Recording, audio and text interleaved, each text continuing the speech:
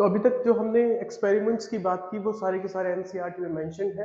उन सारे एक्सपेरिमेंट्स में हमने कंक्लूजन निकाला कि जितने भी कंपोनेंट्स हमें फोटोसिंथेसिस के लिए जरूरी होते हैं, जैसे कि वाटर, कार्बन डाइऑक्साइड और लाइट या सनलाइट आप कह सके, वो सारे के सारे क्यों जरूरी होते हैं।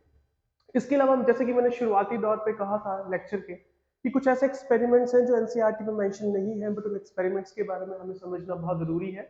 और उन एक्सपेरिमेंट्स में से सबसे पहला नाम जो एक्सपेरिमेंट कंडक्ट किया जिन्होंने, उनके बारे में पहले थोड़ा सा एक ब्रीफ कर लेते हैं। एक दो साइंटिस्ट हुए, रॉबर्ट हिल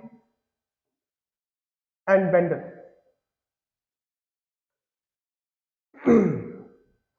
इन दोनों साइंटिस्ट को सबसे बड़ा या कहें सबसे ज्यादा क्रेडिट दिया जाता है किसके लिए?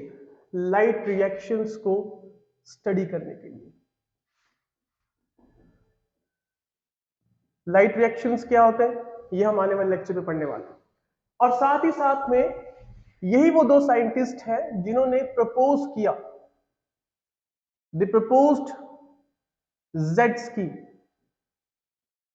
जेड स्कीम भी लाइट रिएक्शन का ही एक हिस्सा है, जहां पर इलेक्ट्रॉन्स की ट्रैवलिंग कुछ इस तरह से होती है कि जहां से इलेक्ट्रॉन निकलते हैं वहां पर वो वापस कभी नहीं जाते, और जो मूवमेंट है वो कुछ जिगजैग मूवमेंट रखी होती है। या आप जब इस चीज को मैं एक्सप्लेन करूंगा तब आपको उस मूवमेंट के अनुसार पता चलेगा कि ये जेड स्कीम या जेड वर्ड यहाँ पे यूज क्यों किया गया, क्योंकि यहाँ पे जो मूवमेंट है इलेक्ट्रॉन की वो जिगजैग मूवमेंट रहेगी।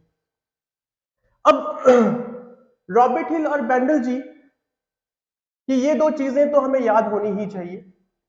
साथ साथ में यहां पे अगर हम रॉबर्ट हिल के बारे में बात करें खास तौर पे, तो रॉबर्ट हिल बड़े मशहूर हुए क्योंकि उन्होंने एक एक्सपेरिमेंट के दौरान एक चीज को समझाया, और वो जो चीज थी वो थी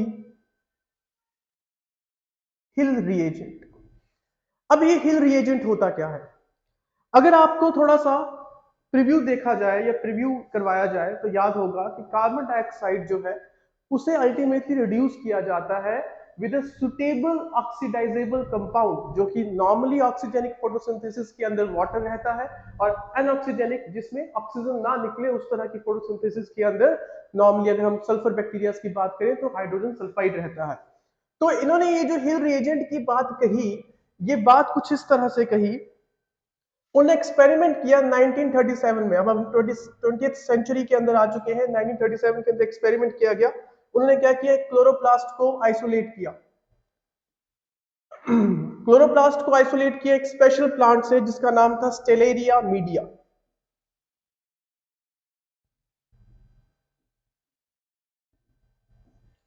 और उन्होंने ये दुनिया को समझा दिया कि देखिए, जब आप रिएक्शन करवाते हैं, जो फोटोसिंथेटिक रिएक्शन होता है, जिसको आप नॉर्मली अगर कहें कुछ इस तरह से लिख सकते हैं,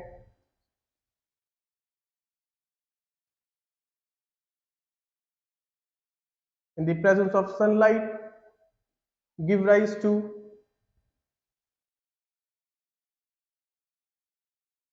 CH2O। मैं इसको बैलेंस नहीं कर रहा हूं, बट नॉर्मली हमें पता है कि ये ग्लूकोज मॉलिक्यूल है, प्लस O2। इसके साथ आप मेटाबॉलिक वाटर भी लिख सकते हैं, ये आपकी मर्जी, बट मेरा मोटो यहां पे कुछ समझाने का कुछ और है। यहां पे देखें ध्यान से, तो कार्बन डाइऑक्साइड की रिडक्शन की जा रही है, इसकी रिडक्शन हो रही है। रिडक्शन कौन कर रहा है? वाटर। तो वाटर यहां पे क्या है? एक सुटेबल ऑक्सीडाइजेबल कंपाउंड है, जिसके बारे में हम पुराने एक्सपेरिमेंट्स में भी डिस्कस कर चुके हैं।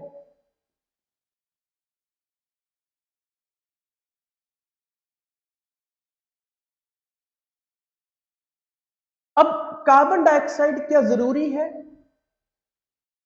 अगर आपको वाटर से या वाटर को ऑक्सीडाइज करवाना है? ये जरूरी नहीं।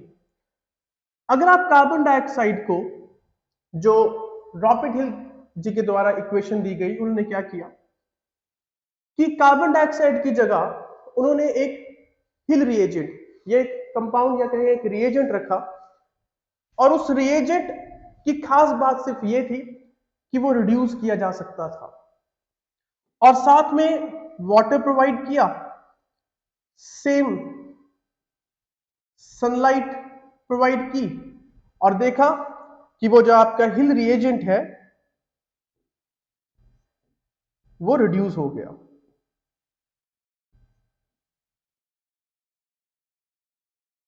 कुछ इस तरह से इक्वेशन अगर आप बैलेंस करना चाहें तो आप बैलेंस कर सकते हैं, या आप पे डिपेंड करता है। तो ये जो एक्स या कहे जो कंपाउंड यूज किया गया, ये मैंने पहले ही कह दिया कि ये हिल रिएजेंट माना जाता है बाद में, ये CO2 को उसने रिप्लेस किया। मतलब कि कहने का मतलब ये था वहां पर कि जब उन्होंने इस क्लोरोप्लास्ट को इस प्लांट से एक्सट्रैक्ट करके इस क्लोरोप्लास्ट को एक रिएजेंट प्रोवाइड करवाया, तो इस क्लोरोप्लास्ट से उन्होंने देखा कि ऑक्सीजन इवॉल्व हो रही है। अल्टीमेटली क्या होता है, नेचुरल कंडीशंस में देखा जाए तो नेचुरल कंडीशंस के अंदर इस रिएजेंट की जगह कार्बन डाइऑक्साइड होता है, बट जो रॉबर्ट हिल ने एक्सपेरिमेंट किया उन्होंने यही प्रूव किया कि कार्बन डाइऑक्साइड जरूरी थोड़ी है कि वाटर इसमें से ऑक्सीजन स्प्लिट करके आपको इवॉल्व करना है। या मैं नॉर्मल इस तरह से कहूँ कि अगर आपको वाटर या कहीं फोटोसिंथेसिस के दौरान ऑक्सीजन की जरूरत पड़ रही है या ऑक्सीजन इवॉल्व करवाना है, तो ये जरूरी नहीं है कि कार्बन डाइऑक्साइड वहां पे वही हो। आप इस तरह के रिएजेंट्स को यूज कर सकते हैं टू इवॉल्व ऑक्सीजन, और इन रिएजेंट्स का नाम ही बाद में पड़ा उन साइंटिस्ट के नाम पे जिन्होंने एक्सपेरिमेंट कंडक्ट किया, हिल रिएजेंट। अब हिल रिएजेंट जो होते हैं वो नेचुरल कंडीशन में, यहां पे क्वेश्चन भी आपका सॉर्ट आउट हो सकता है, एनसीईआरटी में क्वेश्चन दिया हुआ है। नेचुरली हिल रिएजेंट्स या कहें जो एक नेचुरल एनवायरनमेंट में फोटोसिंथेसिस होती है उस दौरान जो हिल रिएजेंट के तौर पर काम करता है वो आपका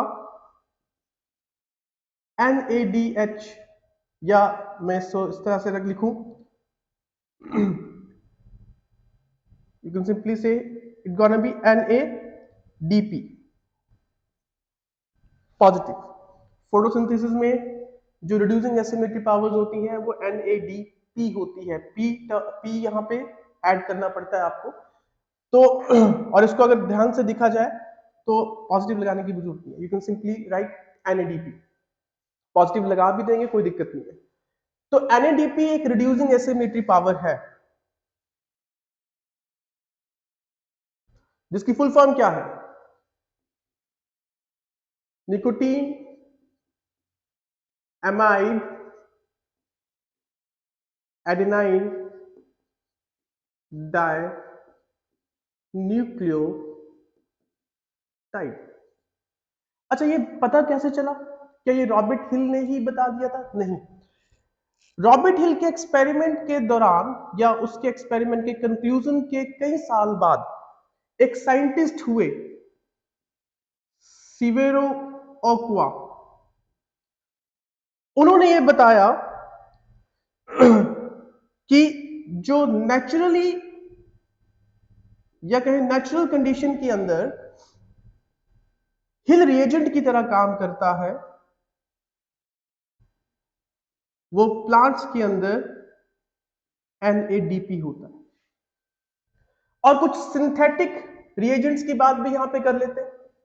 सिंथेटिक रिएजेंट्स के अंदर कई सारे नाम हैं, उसमें से कुछ नाम अगर आप याद रख सके रख सकते हैं, क्योंकि मैंने कहा ये जो टॉपिक है आपके एनसीईआरटी में मेंशन नहीं है, ये अपार्ट फ्रॉम एनसीईआरटी है। तो यहां पर जो सिंथेटिक रिएजेंट्स हम यूज करते हैं उनमें सबसे पहला नाम मैं यहां पे लिख रहा हूं पोटेशियम फेरी साइनाइड आ गया।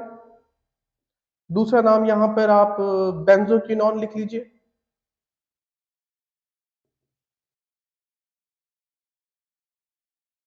क्रोमेट भी आ गया।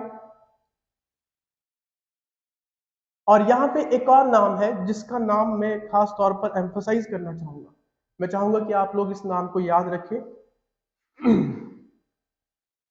इसका नाम है DCPIP। ये एक तरह की डाई है और इसकी खास बात क्या है कि जैसे ही ये रिड्यूस होती है, जैसे ही प्रोटॉन या इलेक्ट्रॉन को ये एक्सेप्ट करती है, ये कलरलेस हो जाती है। Means on reduction it becomes colourless. और इसकी फुल फॉर्म क्या है? इसकी फुल फॉर्म है 2,6 die chloro phenol Indo phenol. तो ये सारे के सारे सिंथेटिक हिल रिएजेंट्स है, और यहाँ पे आपका नेचुरली जो प्लांट्स के अंदर फोटोसिंथेसिस के दौरान रिड्यूस होता है वो NADP है, जिसका डिस्कवरी सेवेरो ओक्वा साइंटिस्ट ने की। ठीक है, तो यहाँ पे तो आपको मैंने रॉबर्ट हिल और बेंडल के बारे में कुछ बातें बताई जो कि आपको याद रहनी चाहिए। दूसरा जो एक्सपेरिमेंट है, अगेन दिस एक्सपेरिमेंट, ये एक्सपेरिमेंट आपके एनसीईआरटी में मेंशन तो नहीं है, बट एक्सपेरिमेंट को समझना बहुत सिंपल सा एक्सपेरिमेंट है, बहुत जरूरी है, क्योंकि कहीं पिछले लेक्चर में या जो जब हम नॉर्मली एक्सपेरिमेंट्स की बात कर रहे थे, जो एनसीईआरटी बेस्ड एक्सपेरिमेंट्स है, वहां पे ऑक्सीजन की बात हुई थी कि ऑक्सीजन डिस्कवर किसने किया। बट जो ऑक्सीजन की डिस्कवरी है, और बाद में ऑक्सीजन की डिस्कवरी के बाद हमें लास्ट में ये एक्सपेरिमेंट में पता चला कि जो वॉन नील थे, उन्होंने बताया कि जो ऑक्सीजन है वो एक्चुअली वाटर से निकलती है, ना कि कार्बन डाइऑक्साइड से। तो उन्होंने बता तो दिया, बट उसको प्रूव करने के लिए 3 और साइंटिस्ट ने अपना काम किया, बड़े ही मशहूर साइंटिस्ट रहे हैं ये, रॉबिन, इसको रूबिन कह सकते हैं आप, हैसिड एंड कैमन। इन 3 साइंटिस्ट ने एक आइसोटॉप टेक्निक का इस्तेमाल किया। मैं फिर यहां पे थोड़ा सा चीजों को एम्फसाइज करूंगा। इन्होंने ऑक्सीजन का एक आइसोटॉप लिया, बट वो आइसोटॉप रेडियो एक्टिव नहीं था, वो आइसोटॉप हैवी आइसोटॉप था। नॉर्मली ऑक्सीजन का जो मॉलिक्यूलर वेट होता है 16 होता है, और जो इन साइंटिस्ट ने ऑक्सीजन का आइसोटॉप यूज किया वो एक हैवी आइसोटॉप था, रेडियो एक्टिव नहीं था, जिसका मॉलिक्यूलर वेट 16 की जगह 18 था। ये एक स्टेबल आइसोटॉप है ऑक्सीजन का, जो डिके नहीं करता। और उन्होंने एक्सपेरिमेंट को कंडक्ट किस तरह से किया, कुछ उसके बारे में हम जान लें। उन्होंने एक एल्गी लिया, क्लोरेला,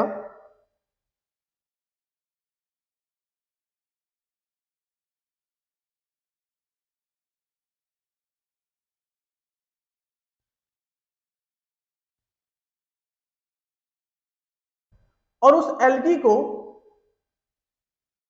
जो सोर्स दिया वाटर का,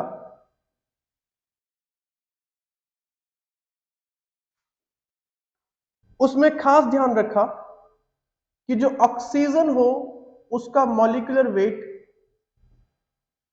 वाटर के मॉलिक्यूल में जो ऑक्सीजन था उसका मॉलिक्यूलर वेट 16 के बजाय 18 था। तो एक्चुअली में देखा जाए तो ये वाटर के अंदर ऑक्सीजन एक हैवी आइसोटॉप था, रेडियो एक्टिव नहीं, हैवी आइसोटॉप। मैं फिर से दोहरा रहा हूं, ध्यान से इस चीज को समझिएगा। और बाद में जब उन्होंने देखा कि फोटोसिंथेसिस हुई, और फोटोसिंथेसिस के दौरान, फोटोसिंथेसिस कौन करेगा? डेफिनेटली क्लोरेला करेगा, इट्स एल्गी। आई होप आप लोगों को पता होगा ये। तो फोटोसिंथेसिस के दौरान जो ऑक्सीजन इवॉल्व हुआ,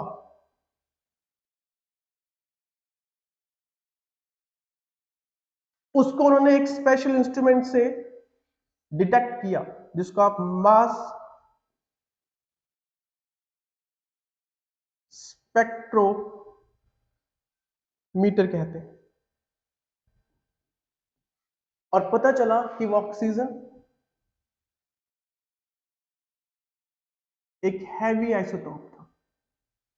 अच्छा, इससे हमें क्या पता चला? ठीक है भी, हैवी आइसोटॉप होगा? नहीं, क्योंकि जब आप फोटोसिंथेसिस की इक्वेशन लिखते हैं तो फोटोसिंथेसिस की इक्वेशन को आप कुछ इस तरह से मेंशन करते हैं। मैं यहाँ पे डिफरेंट कलर्स यूज करूंगा ताकि आपको पता चले कि ऑक्सीजन एक्चुअली में आया था। अब फोटोसिंथेसिस के अंदर आपको पता है कि कार्बन डाइऑक्साइड की जरूरत पड़ती है, फॉर श्योर। आपको ये भी पता है कि उसमें वाटर की भी जरूरत पड़ती है। अब क्योंकि यहाँ पे जो वाटर का सोर्स था, उसमें वाटर मॉलिक्यूल के अंदर जो ऑक्सीजन यूज हुआ वो एक हैवी आइसोटोप था, वो हमने खुद उसको बना के दिया। तो ये बात तो पता लग ही जानी थी कि ऑक्सीजन कार्बन डाइऑक्साइड का है या वाटर का है। तो यहां पे हमने देखा कि जब इस इक्वेशन को हमने पूरा सॉल्व किया, यहाँ पे आपने इसको सनलाइट प्रोवाइड की इस एल्गी को, और क्या बन के आया होगा, ग्लूकोज बन के आया होगा।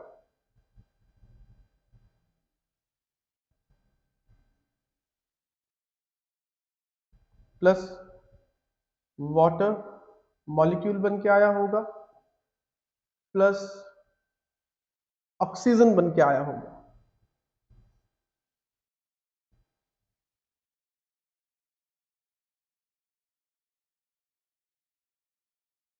अब देखिए इस इक्वेशन में मैंने डिफरेंट कलर यूज किए, एक तरफ ग्रीन कलर यूज किया और एक तरफ व्हाइट कलर यूज किया। और जब हम इस इक्वेशन को बैलेंस करते हैं तो बैलेंस करने का सिंपल सा तरीका है, आप तरीका छोड़ दीजिए, वैसे अगर ध्यान से अगर आप केमिस्ट्री जानते हैं तो आप नॉर्मली इसको खुद बैलेंस कर सकते हैं।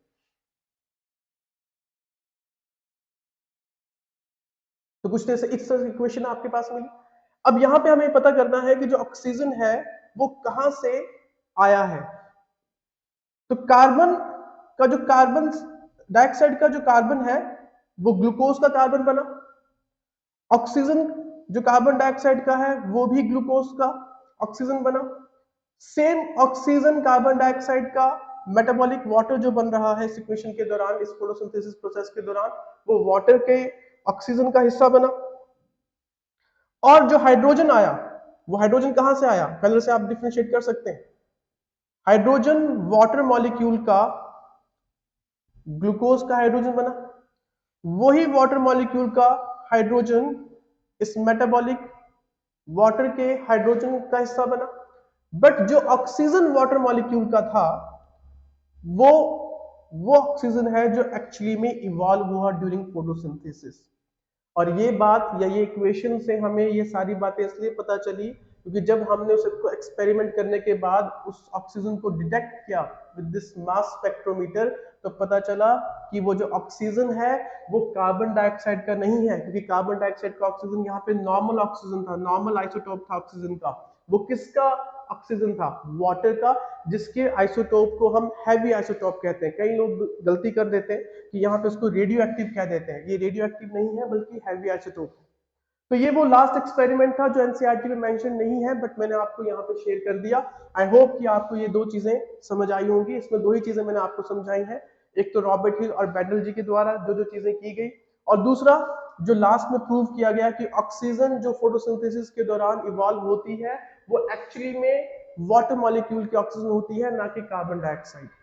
अब बात यहाँ पे ये है कि फोटोसिंथेसिस होती कैसे है, उसका प्रोसेस का तरीका क्या है। तो उसके लिए हमें सबसे पहले तो ये बात करनी पड़ेगी फोटोसिंथेसिस होती कहाँ है।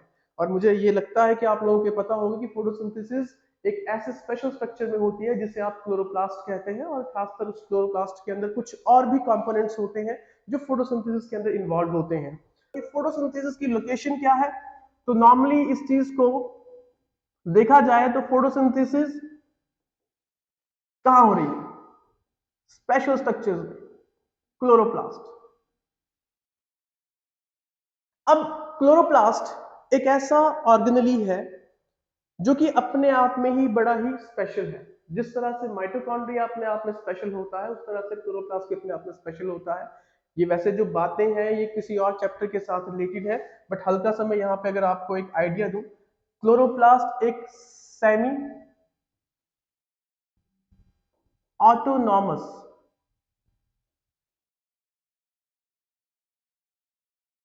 ऑर्गेनेली है। सेमी ऑटोनॉमस ऑर्गेनेल का मतलब है कि ये खुद को रेप्लिकेट, खुद की कॉपी खुद बना सकता है। इसके पास अपना एक सर्कुलर स्मॉल डीएनए है, इसके पास अपनी प्रोटीन सिंथेसाइजिंग मैकेनिज्म्स के लिए ये कंपोनेंट्स हैं जो कि आप सबको पता है कि राइबोसोम्स हैं।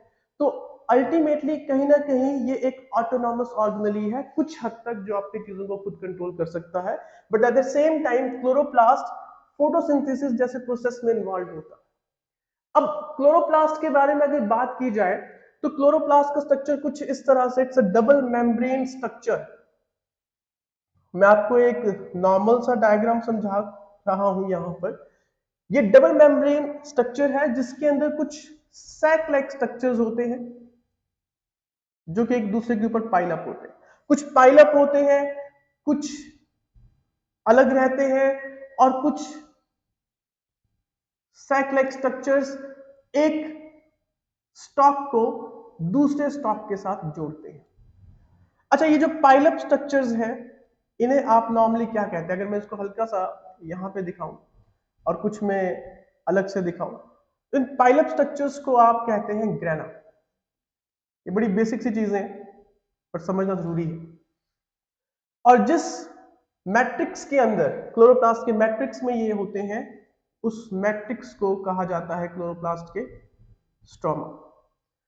और अगर इंडिविजुअली इन सैक को देखा जाए, बैग लाइक स्ट्रक्चर्स हैं, तो इन्हें कहा जाता है थैलेकॉइड, और इनके अंदर के स्पेस को कंसीडर किया जाता है ल्यूमन। और थैलेकॉइड की जो मेम्ब्रेन्स है ना, वो बहुत बड़ी स्पेशल मेम्ब्रेन्स है क्योंकि उसी के अंदर सब कुछ चल रहा है। अच्छा, आपका एक ग्रेना दूसरे ग्रेना के साथ जुड़ रहा है with this special type of thylakoid, जिसको आप फ्रेट कह लीजिए, स्ट्रोमा कह लीजिए, लैमेला कहते हैं।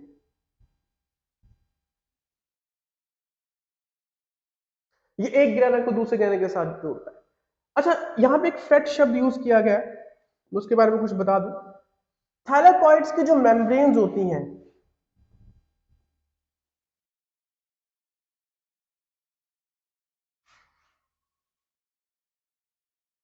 उनको आप फ्रेट मेम्ब्रेन्स भी कह देते हैं।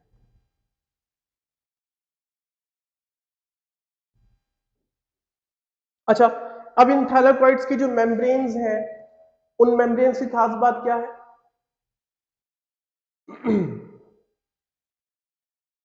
इनके अंदर जो अनसैचुरेटेड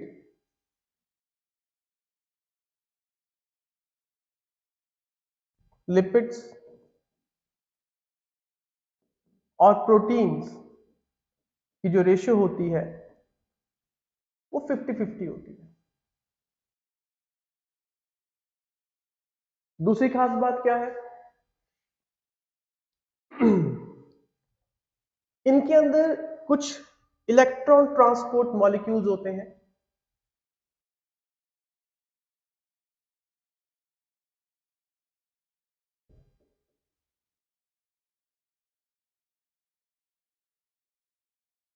जो कि नॉन कोवेलेंटली, मैं फिर से दोहराऊंगा, जो कि नॉन कोवेलेंटली लिंक्ड होते हैं इन मेम्ब्रेन्स के इंटीग्रल प्रोटीन्स के साथ।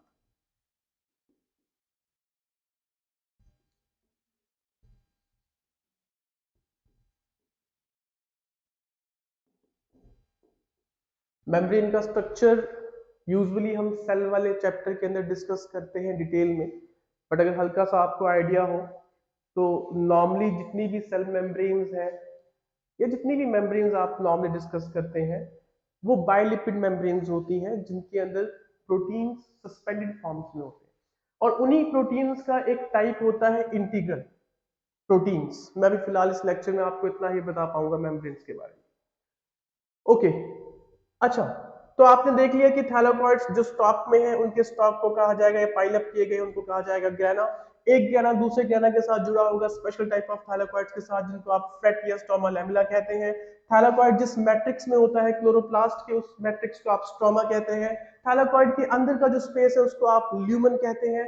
और साथ में यहाँ पे कुछ इस तरह से भी हम बात कर सकते हैं, ये अगर आप जानना चाहें तो जान सकते हैं कि जो थैलेकॉइड्स इंडिविजुअली प्रेजेंट होते हैं, खास तौर पे जो बाकी थैलेकॉइड से अलग होते हैं, उन थैलेकॉइड्स को हम इंटरग्रेनल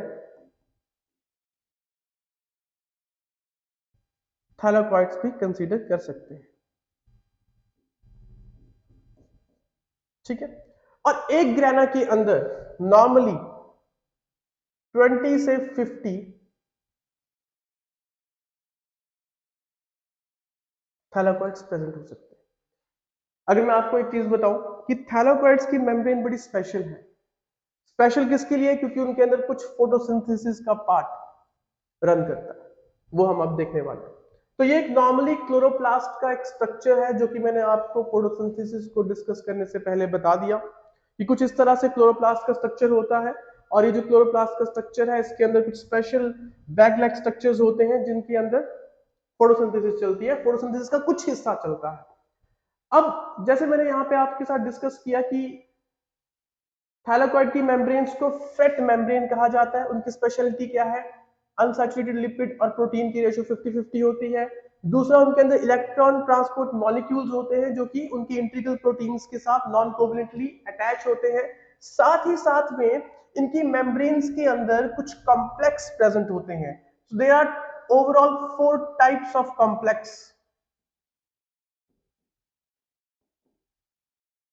प्रेजेंट इन थैलेकॉइड मेम्ब्रेन। एक चीज और, कभी कभी हमें कंफ्यूजन होती है कि ये मेम्ब्रेन के आउटर सरफेस पे है या मेम्ब्रेन की इनर सरफेस पे है। तो ना ही ये आउटर सरफेस पे है ना ही इनर सरफेस पे, ये मेम्ब्रेन के अंदर धसे हुए हैं, एम्बेडेड है। तो जितने भी कॉम्प्लेक्स हैं, जो कि मैंने कहा यहाँ पे 4 तरह के कॉम्प्लेक्स हैं, कौन कौन से? जिसमें पहला कॉम्प्लेक्स PS1, यहाँ पे PS1 हम अब आने वाले लेक्चर में डिस्कस करने वाले हैं, जिसको हम फोटोसिस्टम 1 कहते हैं। दूसरा कंपोनेंट है यहाँ पे, ये कॉम्प्लेक्स कहें आप, PS2। तीसरा कॉम्प्लेक्स है यहाँ पर साइटोक्रोम B6F कॉम्प्लेक्स। और जो फोर्थ कॉम्प्लेक्स है यहाँ पर, उसको आप कपलिंग फैक्टर या फिर उसको आप एटीपी सिंथेटेस भी कह सकते हैं। नॉर्मली हम इसको इस तरह से रिप्रेजेंट करते हैं, बट एक्चुअली देखा जाए जब हम इसको डायग्रामेटिकली बताते हैं तो बेसिकली क्या है? ये है एलिमेंट्री पार्टिकल्स, या जिनको आप प्यार से ऑक्सीजोम्स भी कहते हैं। और इन एलिमेंट्री पार्टिकल्स को हम F0 F1 से रिप्रेजेंट करते हैं, कुछ इस तरह से लिखते हैं हम इन्हें। और इन F वर्ड्स के फ्रंट में हम C ऐड करते हैं, क्योंकि ऐसे ही कपलिंग या एटीपी सिंथेटेस या कहीं एलिमेंट्री या ऑक्सीजोम्स जैसे ऑर्गेनेलीज आपको माइटोकॉन्ड्रिया के इनर मेम्ब्रेन पे देखने को मिलेंगे। और यहाँ पे ये कहाँ पे है? थैलेकॉइड की मेम्ब्रेन पे, इसलिए इसको हमने क्या कहा? Freight membrane of thylakoid. तो ये CF0 CF1 मतलब का यहाँ पे मतलब ये है कि हम यहाँ पे रिप्रेजेंट कर रहे हैं किसके पार्टिकल्स? जो थैलेकॉइड की मेम्ब्रेन में, मतलब कि प्लांट के क्लोरोप्लास्ट वाले। अदरवाइज देखिए, देखा जाए तो प्लांट्स रेस्पिरेशन भी करते हैं, तो रेस्पिरेशन के दौरान प्लांट्स के अंदर डेफिनेटली माइटोकॉन्ड्रिया होगा, एरोबिक रेस्पिरेशन है प्लांट्स के अंदर। तो माइटोकॉन्ड्रिया के अंदर भी सेम एटीपी सिंथेसिस के बारे में आपको कंसेप्ट क्लियर किया जाएगा, बट वहां पे सी नहीं यूज किया जाएगा, वहां पे इनको सिंपली रिप्रेजेंट किया जाता है F0 F1 पार्टिकल के साथ। तो इस बात का ध्यान रखिएगा। तो ये सारी खास बात है जो कि क्लोरोप्लास्ट या क्लोरोप्लास्ट से रिलेटेड, जो उसके थैलेकॉइड जैसे कंपोनेंट्स हैं उससे रिलेटेड है।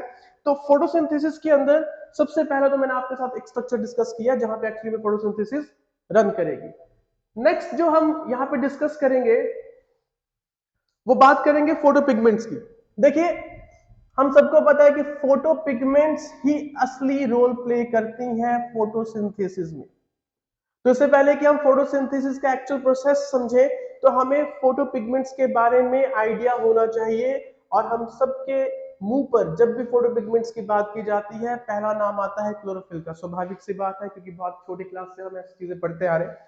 और यहाँ पे अगर हम फोटोपिगमेंट्स की बात करें तो यहाँ पे हमने एक छोटा सा एक्सपेरिमेंट किया। आपके एनसीईआरटी में कुछ लाइंस उस एक्सपेरिमेंट्स के बारे में मेंशन है। हमने एक पेपर क्रोमेटोग्राफी का इस्तेमाल किया। पेपर क्रोमेटोग्राफी क्या होता है इसके बारे में हम नेक्स्ट या अलग से कोई लेक्चर बना देंगे। तो पेपर क्रोमेटोग्राफी में क्या हुआ, एक पेपर है, उसको हमने जैसे ही इन क्लोरोप्लास्ट के एक्सट्रैक्ट के अंदर डाला, तो उस एक्सट्रैक्ट से हमें लगा कि फोटोपिगमेंट एक ही तरह की होगी। पर बाद में जब हमें रिजल्ट मिला तो हमें पता चला कि 4 तरह की फोटोपिगमेंट्स होती हैं, जो आपकी एनसीईआरटी भी मेंशन करती है। तो वो रिजल्ट जो होता है, जो हम एक पिक्चर के तौर पर देखते हैं, मतलब कि उस पेपर के ऊपर वो पिक्चर दिखती है कि भाई अलग अलग फोटो पिगमेंट्स अलग अलग हुई हैं, सेपरेट हुई हैं, उस पिक्चर को हम कहते हैं क्रोमेटोग्राम।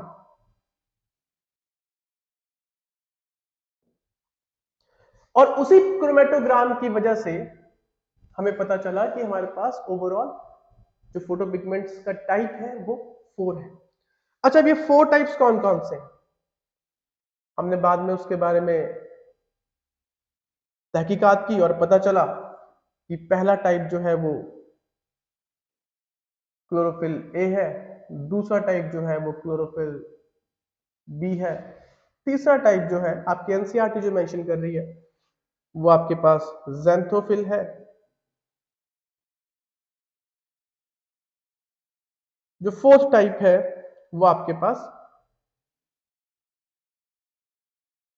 कैरोटीन है। और साथ में एनसीईआरटी में मेरे ख्याल से कुछ कलर्स के बारे में बात की गई है। अच्छा, क्लोरोफिल कैसा कलर देती है? Bright green.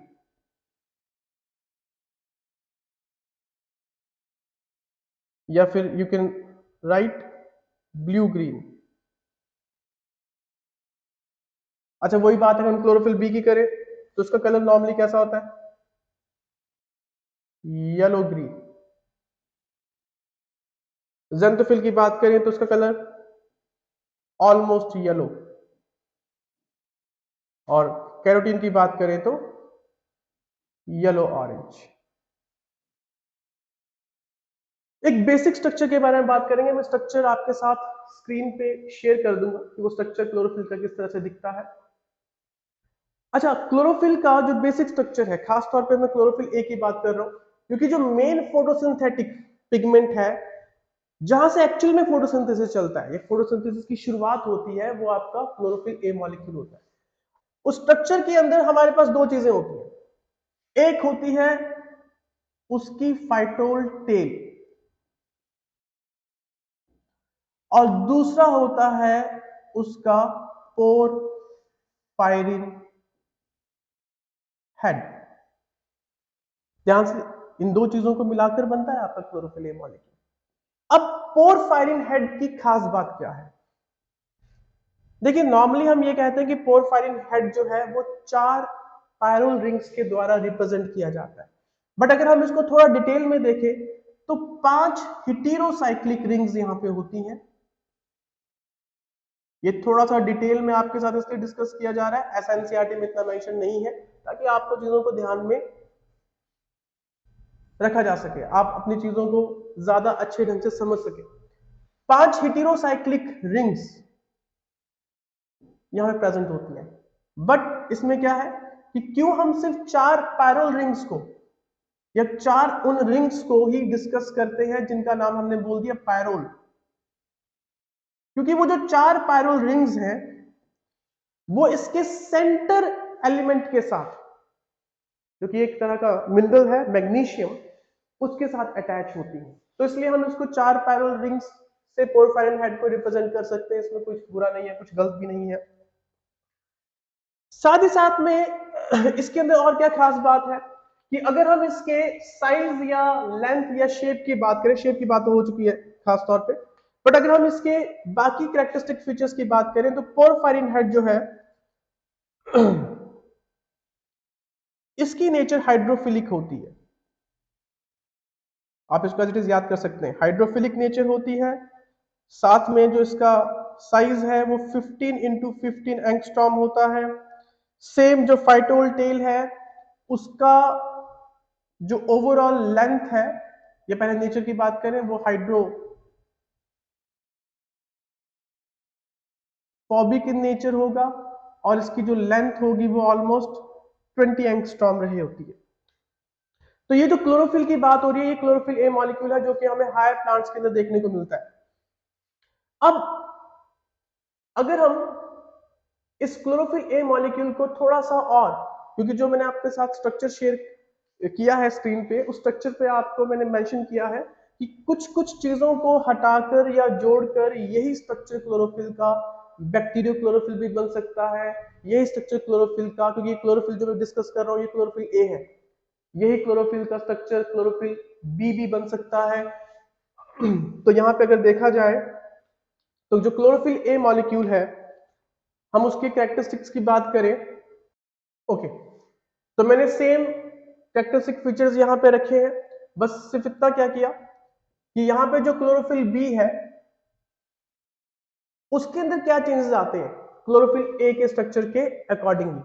तो क्लोरोफिल बी में क्या है कि आपके इस क्लोरोफिल ए स्ट्रक्चर के पोरफायरिन हेड से अगर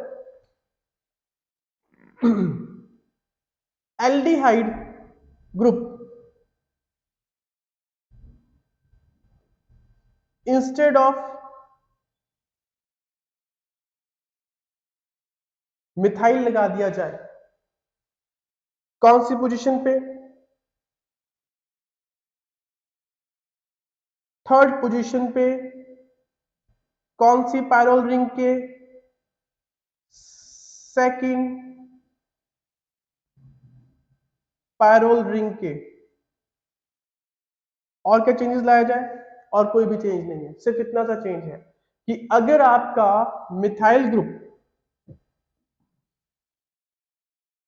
को रिप्लेस करके एल्डिहाइड ग्रुप लगा दिया जाए on third position of second parallel ring, तो यही क्लोरोफिल ए क्लोरोफिल बी बन जाता है। बहुत सिंपल सा है, बहुत ही सिंपल सा है। दूसरी बात यहां पे क्या है, आपको ये चीज ध्यान में आपकी होनी चाहिए कि अगर मैं थोड़ा सा इसी स्ट्रक्चर को मॉडिफाई करूं, एक स्पेशल नोट है आपके लिए, खास तौर पे ये बैक्टीरियो क्लोरोफिल की बात है।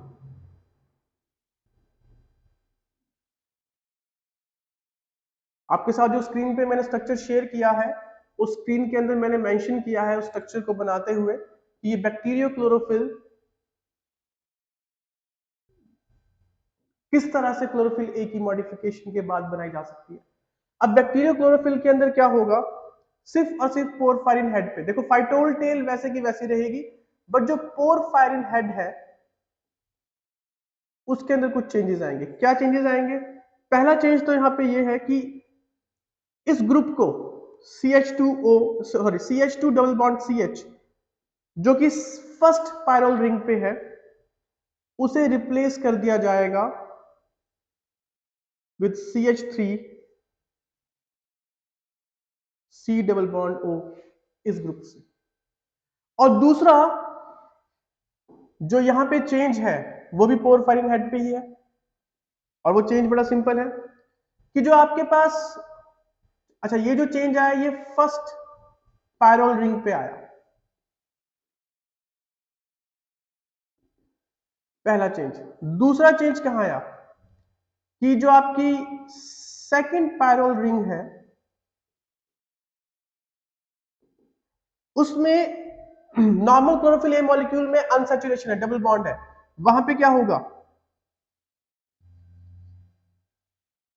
सैचुरेटेड बॉन्ड है। ये भी आपके स्ट्रक्चर के अंदर मेंशन किया गया। तो कुछ इस तरह से मॉडिफिकेशन मैंने बताया जिसमें मैंने आपको तीन चीजें समझा दी हैं यहाँ पे। पहली चीज कि एक्चुअल में क्लोरोफिल ए मॉलिक्यूल का कैसा स्ट्रक्चर होता है, दूसरा क्लोरोफिल बी मॉलिक्यूल के अंदर कौन सा ऐसा चेंज आता है जो कि आप क्लोरोफिल ए मॉलिक्यूल के स्ट्रक्चर के बिहाफ पे देख सकते हैं कि क्या क्या चेंजेस आ रहे हैं, और तीसरा जो बैक्टीरिया के अंदर क्लोरोफिल होती है, खास तौर पे यू बैक्टीरिया के अंदर, उसके अंदर खास तौर पे इस क्लोरोफिल ए स्ट्रक्चर के पोरफायरिन हेड के अंदर दो बदलाव आते हैं जिसकी वजह से वो क्लोरोफिल ए मॉलिक्यूल जो है जिसका स्ट्रक्चर है वो अगर इन सारी चीजों को इंट्रोड्यूस कर ले तो वो क्या बन जाता है, वो क्लोरोफिल ए मॉलिक्यूल से कन्वर्ट हो जाता है बैक्टीरियो क्लोरोफिल के अंदर। ओके, तो यहां तक जो हमने फोटोपिगमेंट्स की बात की, यहाँ पे हमने ज्यादा एम्फोसाइज किया क्लोरोफिल के बारे में। क्या इसके अलावा क्लोरोफिल की कुछ अपने खास स्पेशल फीचर्स हैं? बिल्कुल बिल्कुल है। अगर हम क्लोरोफिल ए की बात करें तो क्लोरोफिल ए और क्लोरोफिल बी मॉलिक्यूल के बीच में थोड़ा सा डिफरेंस क्या है, अगर इसको थोड़ा सा यहाँ पे आप मेंशन कर दें, ये क्लोरोफिल ए मॉलिक्यूल है, क्लोरोफिल बी मॉलिक्यूल है, there are so many types of chlorophyll molecules. तो यहाँ पे chlorophyll a, chlorophyll c, d, e, normally हमारे पास जो मेन डिस्कशन के लिए होती है वो क्लोरोफिल ए और क्लोरोफिल बी होती है। अब क्लोरोफिल ए का जो जनरल फॉर्मूला है वो क्या है, C55H72O5N4, 4 मैग्नीशियम बहुत जरूरी है। और क्लोरोफिल बी का फॉर्मूला क्या है? C55 H70 O6 N4 and Mg। दोनों में देखो फॉर्मूला में क्या डिफरेंस है। उसके अलावा क्या डिफरेंस है? बहुत बहुत मेजर डिफरेंस है। क्लोरोफिल ए एक यूनिवर्सल पिगमेंट है। दूसरा यूनिवर्सल तो है बट कहां पे नहीं है? Except eubacteria. दूसरा क्या है? ये प्राइमरी फोटोसिंथेटिक पिगमेंट है। मतलब कि अगर ये ना हो और बाकी पिगमेंट्स हो भी तो फोटोसिंथेसिस नहीं होने वाली, क्योंकि सारे का सारा रिएक्शन ही शुरुआत इसी पिगमेंट से होती है। तीसरा, क्योंकि प्राइमरी फोटोसिंथेटिक पिगमेंट है, इसका मतलब हम इसको यहाँ पे नॉर्मली इस तरह से मेंशन कर सकते हैं कि यही वो पिगमेंट है जो किसको कन्वर्ट करती है? Light energy into chemical energy. और साथ ही साथ में सबसे ज्यादा एबंडेंट है, मोस्ट एबंडेंट। और वहीं पे अगर मैं बात करूं क्लोरोफिल बी मॉलिक्यूल की, तो स्ट्रक्चर के बिहाफ पे चेंजेस जो थे वो मैंने आपको पहले यहां पे बता दिए। इसके अलावा कोई खास इसके अंदर डिफरेंस नहीं होगा। तो फिर अगर डिफरेंस है तो वो बड़े ही फाइन तरीके से डिफरेंसेस होंगे जो कि हमें जानने की भी जरूरत नहीं है, हम पहले ही बहुत डिटेल में कर रहे हैं। क्लोरोफिल सी मॉलिक्यूल की खास बात क्या है कि क्लोरोफिल सी मॉलिक्यूल, क्योंकि मैंने कहा कि हम सिर्फ 3 पिगमेंट्स को डिस्कस करेंगे। नॉर्मली हमारे लिए सबसे ज्यादा इंपॉर्टेंट क्लोरोफिल ए मॉलिक्यूल होता है क्योंकि वही मेन पिगमेंट होती है। बट क्लोरोफिल सी के बारे में मैं हल्का सा बताऊं तो यहाँ पे क्या नहीं होगा? यहाँ पे क्लोरोफिल सी पिगमेंट के अंदर फाइटोल टेल एब्सेंट होती है। तो ये था क्लोरोफिल के बारे में। अब बात करते हैं बाकी की पिगमेंट्स के बारे में। अच्छा, बाकी कौन कौन सी पिगमेंट्स हमने बताई? ज़ैंथोफिल और कैरोटीन्स बताई। नॉर्मली ज़ैंथोफिल और कैरोटीन्स एक ही कैटेगरी के अंदर कंसीडर की जाती है, जिसको आप बोलते हैं कैरोटीनॉइड्स। क्या बोलते हैं? कैरोटीनॉइड्स। अब जो कैरोटीनॉइड्स हैं उनके अंदर अगर हम ज़ैंथोफिल और कैरोटीन की बात करें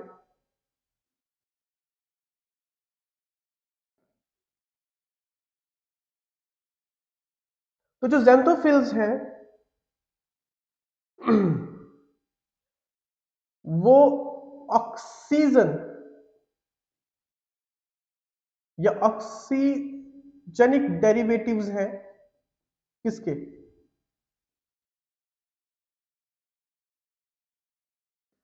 कैरोटीन के। और कैरोटीन क्या है? ये सिंपल हाइड्रोकार्बन है।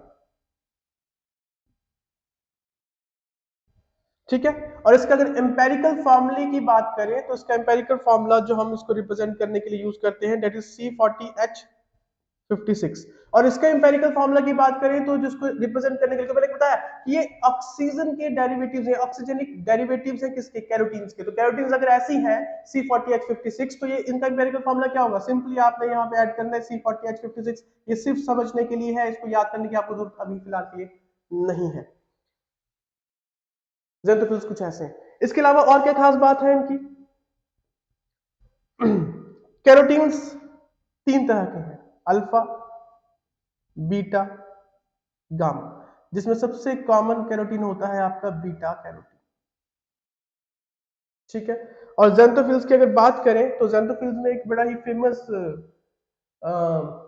एग्जाम्पल है ल्यूटीन का।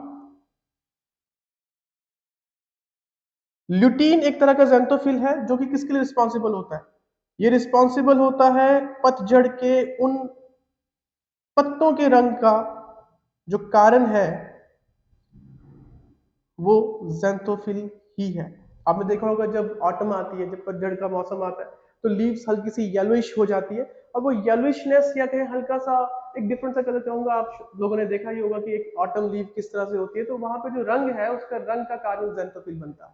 ज़ैंथोफिल इसके अलावा आपको अगर देखने को मिलेगा तो डायनोफ्लैजिलेट्स या ब्राउन एल्गीज में देखने को मिलेगा, तो आप उसको यहाँ पे मेंशन कर सकते हैं कि ज़ैंथोफिल क्या किसी और ऑर्गेनिज्म में देखने को मिलेगा। बिल्कुल सही, डायनोफ्लैजिलेट्स जो कि एक प्रोटिस्टा है, और साथ में आपके पास एक ब्राउन एल्गी, दोनों ही इसके एग्जांपल्स हो सकते हैं। बीटा कैरोटीन की जहां तक बात है, तो बीटा कैरोटीन आप सबको पता है कि कहां पे यूज की जाती है। बीटा कैरोटीन डेरिवेटिव है विटामिन ए का, आई होप कि आपको ये पता होगा। ठीक है, तो अल्टीमेटली देखा जाए कि हमारे पास जो 4 तरह की फोटोपिगमेंट्स आई, उन 4 तरह की फोटोपिगमेंट्स में मेन फोटोपिगमेंट जिसके ऊपर पूरी फोटोसिंथेसिस निर्भर करती है वो क्लोरोफिल ए है। तो बाकी की पिगमेंट्स क्या कर रही हैं? What other pigments are doing over here? मैं क्लोरोफिल बी को भी इसमें कंसीडर कर सकता हूं, कोई प्रॉब्लम नहीं है। ये सारी की सारी पिगमेंट्स जो है दे आर एक्टिंग लाइक, ध्यान से बात समझिएगा, एसेसरी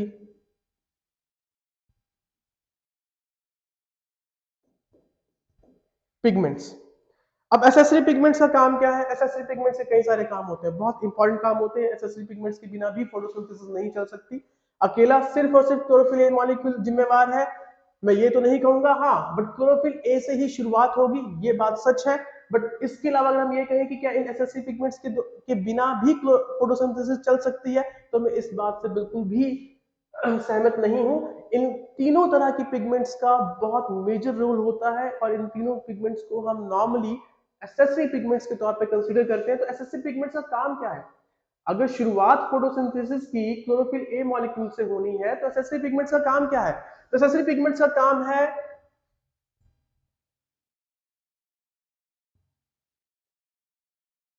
पहला काम, ये विजिबल स्पेक्ट्रम, मैंने लास्ट लेक्चर में डिस्कस किया था विजिबल स्पेक्ट्रम, इस बार फिर से डिस्कस करूंगा। विजिबल स्पेक्ट्रम में जो बाकी की वेवलेंथ्स है, या कहें maximum wavelength of visible spectrum को एब्जॉर्ब करने का काम इन्हीं एसेसरी पिगमेंट्स का होता है। अगर ये ना हो तो आपके पास अकेली अगर क्लोरोफिल ए मॉलिक्यूल है, तो वो सारी की सारी वेवलेंथ्स को एब्जॉर्ब नहीं कर सकता, और जो रिएक्शन उसने करवाना है, जिसको हम नॉर्मली फोटोफॉस्फोराइलेशन कहते हैं या लाइट डिपेंडेंट रिएक्शन कहते हैं, वो रिएक्शन नहीं हो पाएगा। तो एसेसरी पिगमेंट्स क्या करते हैं कि बाकी की जो वेवलेंथ है विजिबल स्पेक्ट्रम में 400 टू 700 नैनोमीटर में, आपके पास ऑलमोस्ट 300 वेवलेंथ्स हैं जिनकी वैल्यूज 400 से 700 तक रेंज में है। तो बाकी की जो वेवलेंथ है उनकी जो एनर्जी एब्जॉर्ब करनी है, उसका काम एसेसरी पिगमेंट्स का होता है। तो पहला तो इसका ये है कि ये एब्जॉर्ब करती है क्या? मैक्सिमम वेवलेंथ्स किसकी? Visible spectrum. विजिबल स्पेक्ट्रम हमारा इलेक्ट्रोमैग्नेटिक रेडिएशन के उस पार्ट का हिस्सा है जो हमारे अर्थ के एटमॉस्फेयर को क्रॉस करके अर्थ के सरफेस पे इंसिडेंट होता है। इसके बारे में हम बाद में बात करेंगे। तो ये मैक्सिमम वेवलेंथ को अब्सॉर्ब करती है, उनकी एनर्जीज को अब्सॉर्ब करती है। दूसरा, ये शील्ड की तरह काम करती है। अच्छा, शील्ड का मतलब क्या है? यहाँ पे शील्ड पिगमेंट्स क्यों कहते हैं? क्योंकि ये क्या प्रिवेंट करती है? ये प्रिवेंट करती है फोटो ऑक्सीडेशन। अब फोटो ऑक्सीडेशन के बारे में आपको मैं तभी समझा पाऊंगा जब आपको थोड़ा सा लाइट रिएक्शंस के बारे में बात ये पता होगा, बट फिर भी हल्का सा मैं आपको आइडिया दे दूं। फोटो ऑक्सीडेशन का मतलब होता है कि कभी कभी क्या होता है कि फोटोसिंथेसिस के दौरान नेसेंट ऑक्सीजन बनती है जो सिर्फ एक एटॉमिक फॉर्म में होती है। अब नेसेंट ऑक्सीजन है तो स्टेबल तो है नहीं, और स्टेबल होने के लिए उसको किसी न किसी मॉलिक्यूल के साथ जुड़ना पड़ेगा, और बाई चांस अगर ये आपके मेन क्लोरोफिल ए मॉलिक्यूल के साथ जुड़ गई, तो क्लोरोफिल ए मॉलिक्यूल के स्ट्रक्चर को ये खराब कर देगी, डैमेज कर देगी, और अल्टीमेटली आपकी फोटोसिंथेसिस रुक जाएगी। तो ये शील्ड किस तरह से है? ये कन्वर्ट करता है या करती है आपकी नेसेंट ऑक्सीजन को इनटू मॉलिक्यूलर ऑक्सीजन, और जब मॉलिक्यूलर ऑक्सीजन हो जाएगी तो मॉलिक्यूलर ऑक्सीजन स्टेबल है, O2 बन जाएगा। किस तरह से? हल्का सा आइडिया दे ले। खासतौर पे क्या है, ये कुछ इस तरह से देखती हैं। जो आपकी एसेसरी पिगमेंट्स है उसमें हाइड्रोकार्बन्स कुछ इस तरह से आप दिखा सकते हैं। अनसैचुरेटेड बॉन्ड्स भी है इसके अंदर, मतलब डबल बॉन्ड्स है तो अनसैचुरेशन भी है। तो जैसे नेसेंट ऑक्सीजन इनको मिलेगी तो क्या करेंगी, ये नेसेंट ऑक्सीजन के साथ जुड़ जाएंगी। कैसे जुड़ेंगी, कुछ इस तरह से।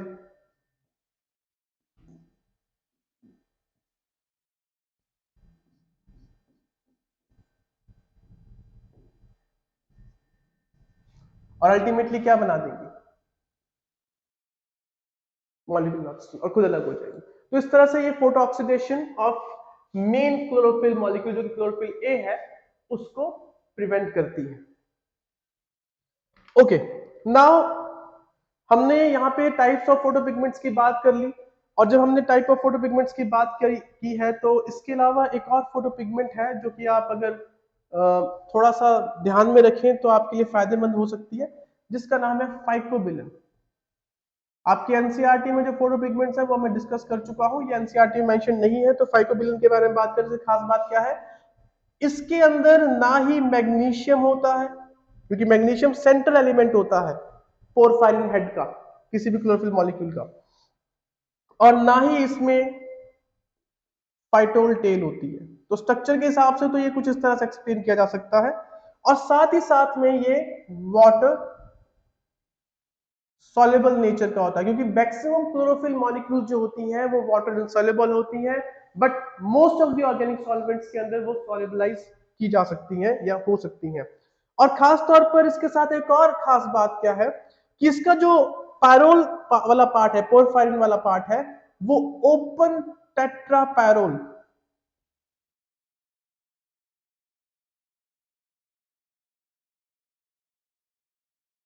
नेचर का होता है।